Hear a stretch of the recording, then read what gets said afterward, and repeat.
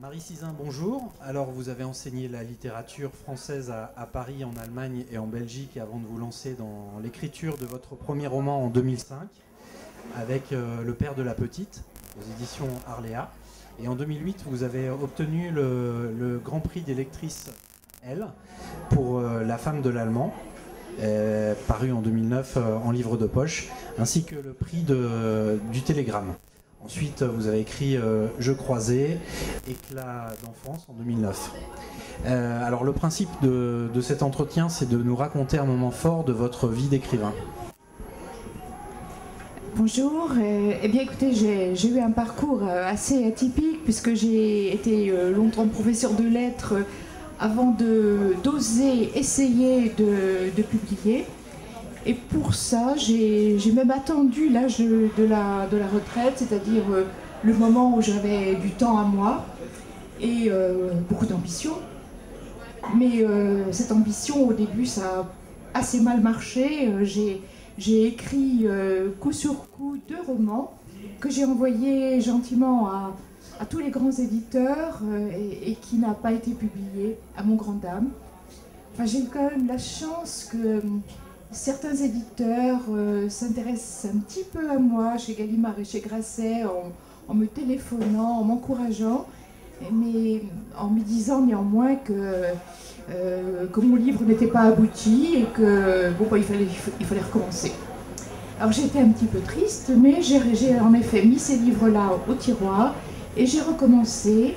Et cette fois, j'ai suivi le conseil de certains qui m'ont dit d'essayer de m'adresser à de petits éditeurs pour commencer.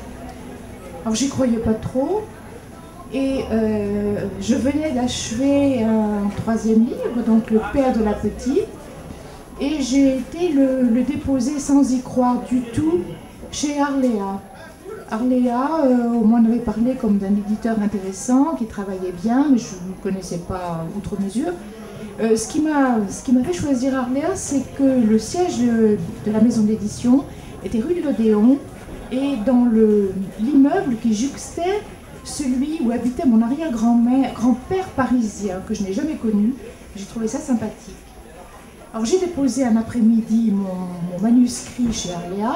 Je suis rentrée chez moi en me disant bon, ça va recommencer comme avec les autres. Je vais passer une année à attendre une réponse en vain. Et je me suis couchée sans plus y penser, sans grand espoir. Et puis le lendemain matin, les choses commençaient très mal, mon ordinateur ne marchait plus. Et je me suis dit il va falloir que j'aille le montrer à la FNAC. Et c'était vraiment, ça m'amusait pas du tout. Je descends à la FNAC avec l'ordinateur malade. On me dit c'est sans recours, il faut en racheter un autre. Ça m'amusait encore moins. Et je commence les transactions avec un vendeur. Je tiquais sur le prix des ordinateurs, contre la vie en général, contre les manuscrits en particulier, et contre moi, bien sûr. Et puis tout d'un coup, mon portable sonne. Je décroche, on me dit « Vous êtes Marie Sizun ?» Je dis oui, je me demandais vraiment ce que ça pouvait être. Et puis écoutez, ici Catherine Guilbault des éditions Arléa. Il se trouve que je passais à la maison d'édition hier. Je dirige cette maison, vous comprenez, je passais et j'ai vu votre manuscrit sur un coin de table.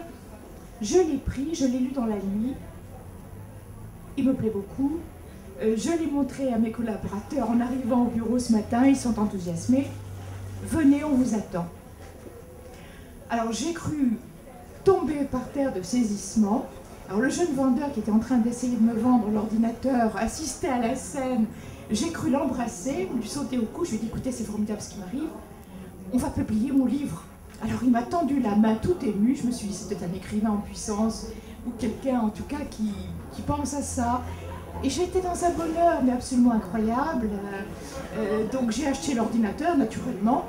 Et ça a été avec cet ordinateur que j'ai écrit la suite de mes romans. Et je suis rentrée chez moi, mes jambes ne me portaient plus, j'étais vraiment au 7e ciel. Voilà pour l'aventure la plus forte, je crois, jusqu'à présent, de ma carrière d'écrivain. Peut-être, si je peux encore ajouter une chose, il y a eu une chose aussi tout à fait surprenante à propos de ce livre. Donc le livre a été édité par Arléa, il est sorti en septembre 2005, et puis dans les premiers jours de septembre, je prends l'autobus et mon téléphone sonne de nouveau. Bon, de nouveau Catherine Guilbault qui me dit « Marie, est-ce que vous avez acheté Le Monde ?» Je dis « Oui, je l'ai, mais je ne l'ai pas encore ouvert. » Elle me dit « Regardez à la page 2 du Monde des livres. » J'ouvre dans l'autobus et qu'est-ce que je vois? Dans le palmarès, la première sélection du prix Femina, moi-même. Alors là aussi, mais malheureusement, j'avais personne à embrasser ou à qui serrer la main, mais j'étais quand même très contente. Et avant 2005, enfin la date de parution, vous n'aviez jamais écrit? Bah, écoutez, si, parce que j'avais écrit des petites choses, mais sans jamais essayer de les publier, à part les 2 romans dont je parlais à l'instant, qui étaient en 2004 et 2003 respectivement, mais pendant toute ma carrière de professeur, ben non, j'étais trop occupée de mes élèves, de mes copies, de mes enfants, de ma vie, pour essayer de publier. Mais j'écrivais des petites nouvelles, des petites choses, je crois, qui n'étaient pas tout à fait abouties. Et vos projets? Alors mes projets, eh bien j'ai un roman qui va sortir en septembre de cette année, ça sera donc le 5e, qui s'appelle Plage, et qui est, comment dire, qui s'intéresse à un domaine que j'avais un petit peu négligé jusqu'à présent, qui est l'amour.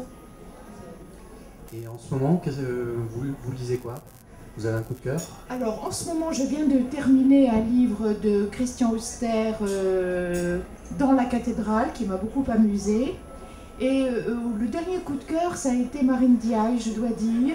J'avais un petit préjugé pour le Goncourt, je ne sais pas pourquoi. Je préfère le féminin au Goncourt, de toute façon. Je dis ça à toute phase utile. Bon. Mais Marine Diaye, donc je ne la connaissais pas, et j'ai lu coup sur coup Rosie Carpe, qui est un prodigieux roman, et puis Trois femmes puissantes. Je trouve que c'est une romancière étonnante, qui est à la fois capable de raconter une histoire passionnante, c'est-à-dire qu'on ne décroche pas, on est totalement pris, et en même temps une femme qui a une idée de la vie, une idée de la société qui me plaît beaucoup. Merci Marie-Céline. Merci à vous.